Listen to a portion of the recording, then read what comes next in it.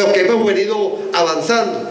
Y en función de eso, previo a cualquier comentario ya puntual de la ley, siempre es bueno destacar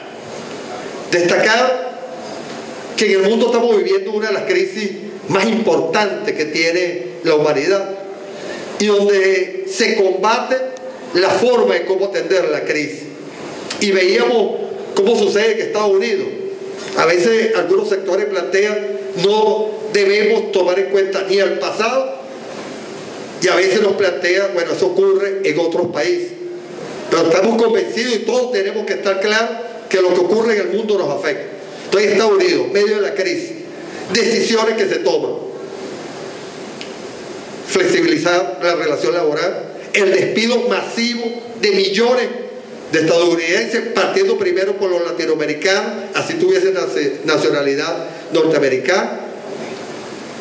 Perdieron la vivienda porque regularmente, a través de lo que llamábamos la crisis, el crédito balón, bueno, nadie tenía vivienda, pasaban toda la vida pagándola.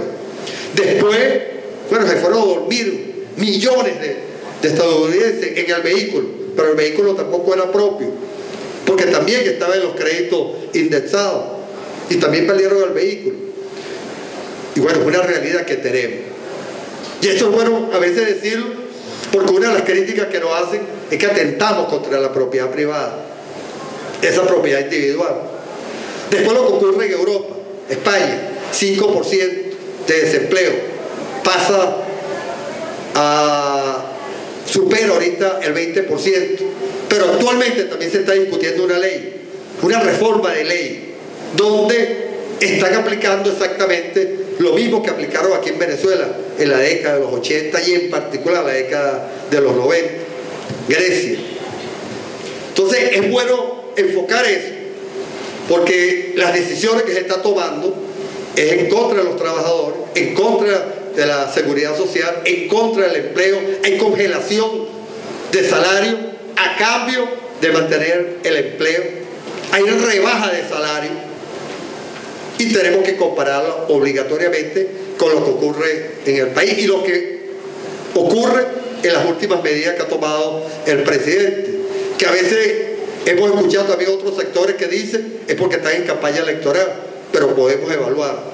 Uno, semanas anteriores se anuncia el aumento del salario mínimo de 32.2% pagado en dos partes, como todos ustedes saben. Segundo lugar, la incorporación ya de los trabajadores por cuenta propia a la seguridad social para completar los 2,5 millones de seguridad social. Una ley que reivindica los derechos. ¿Cómo ha bajado la tasa de desempleo? Hasta instituciones como esta que estaban destinadas al cierre, ¿no? Pues aquí se había planteado ya un proceso de liquidación y de reestructuración. Creo que hay una política que ha avanzado. Entonces, la comparación, mientras en el mundo se acaba el empleo, aquí hemos disminuido la tasa de desempleo. Mientras ya se congela el salario, en Venezuela aumentamos por 13 años consecutivos el salario. Mientras allá se acaba con la seguridad social, en Venezuela más de 2.500.000 nuevos venezolanos y venezolanas se incorporan a la seguridad social. Y como dice el presidente, es poco lo que hemos logrado, muy poco lo que hemos logrado para lo que falta por lograr. De tal manera que como parte de cualquier evaluación de la ley, siempre tenemos que pasar por la historia, pero también por lo que está sucediendo en el mundo. Yo voy a referirme en particular a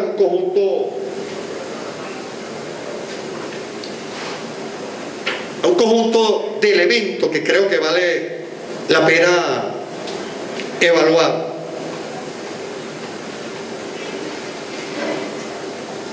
Y voy a partir por el primer artículo, que es el único que voy a leer, para que lo logremos entender, que es el objetivo de la ley. Insisto, no es un contrato colectivo, pero restituye derechos y avanza en consolidación de un conjunto de elementos.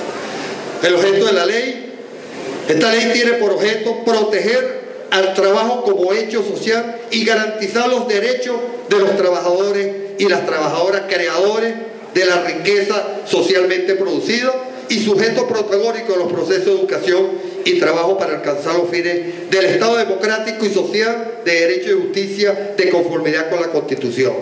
Entonces, trabajo un hecho social y vamos a garantizar los derechos de los trabajadores y las trabajadoras.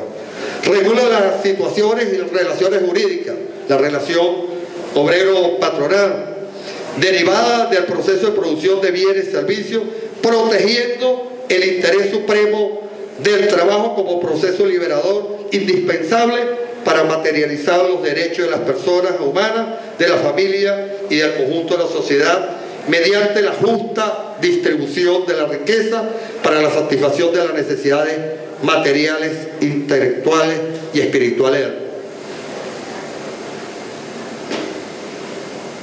Queríamos destacar porque están los tres elementos: garantiza derechos, protege el trabajo y destaca para qué trabajamos, para producir más, para que sea distribuido de la mejor manera entre toda la población. Intentar disminuir que algunos sectores, algunos factores, muy pocos, se lleven la ganancia y que sea de verdad distribuida. Es el objeto general de la ley, esos tres marcos fundamentales. Dentro de eso, una serie de artículos que fue producto, insisto, del debate, de la discusión, de la propuesta que surgieron, algunas muy ambiciosas, otras muy conservadoras, pero lo que se intentó fue recoger la esencia fundamental de los planteamientos, que sea viable, que garantice su aplicación, y en función de eso quisiera destacar algunos puntos y a lo mejor después, si hay alguna duda, ustedes mismos planteen muy puntual algunos temas. Hay algunos conocidos, pero yo me quiero referir a algunos en particular.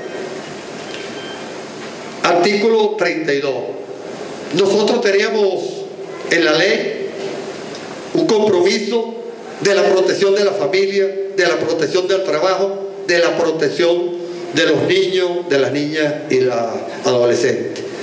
Había un artículo en la anterior ley que permitía el trabajo infantil. Aquí planteamos de manera clara y directa que no es posible que en una sociedad humana haya un solo niño y una sola niña trabajando, salvo que sea para actividades culturales, teatrales, artistas de televisión que a veces se requiere. Salvo eso, prohibimos el trabajo de los menores de 14 años, no puede haber ningún niño trabajando.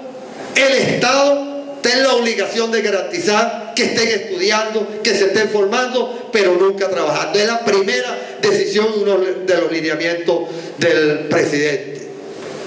No puede haber niños trabajando. Segundo, el proceso de tercerización, los artículos 47, 48, 49 y 50. Uno de los elementos más nefastos que se aprobó en la década del 90, en medio de ese proceso de flexibilización, era permitir la subcontratación de algunas empresas para que trabajaran en la producción directamente para el objetivo. Y de esa manera se plantea, entre otras cosas, eliminar un conjunto de beneficios, la llamada tercerización.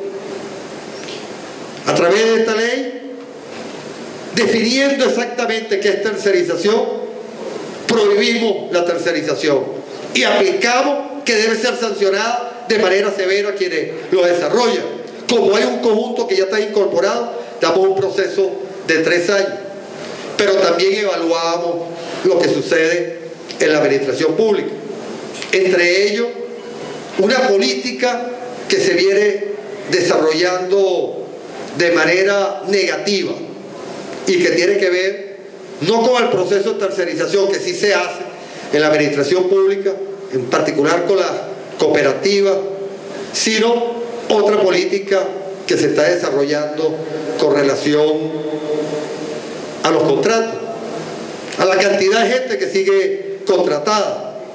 En función de eso se dio un amplio debate, estando claro que para la administración pública en particular lo que rige es el Estatuto de la Función Pública para el caso del personal administrativo. Sin embargo, ahí el propio presidente, en las conversaciones, en las discusiones que tuvimos, bueno, fue un debate. Debe corresponder esta ley, debe corresponder a una modificación del Estatuto de la Función Pública. Al final se acuerda que es potestad del presidente y lo va a sacar. Que como parte de esa política de acabar con los vicios del pasado que también están presentes, así como lo estamos haciendo con las empresas, no puede haber un trabajador que tenga mucho tiempo, estamos definiendo el tiempo, que permanezca contratado. Que todos los trabajadores contratados, después de un tiempo determinado, 1 año, 2 años, 6 meses, se está evaluando, no puede haber un solo trabajador de la administración pública contratado en ninguna de las empresas que tenemos aquí.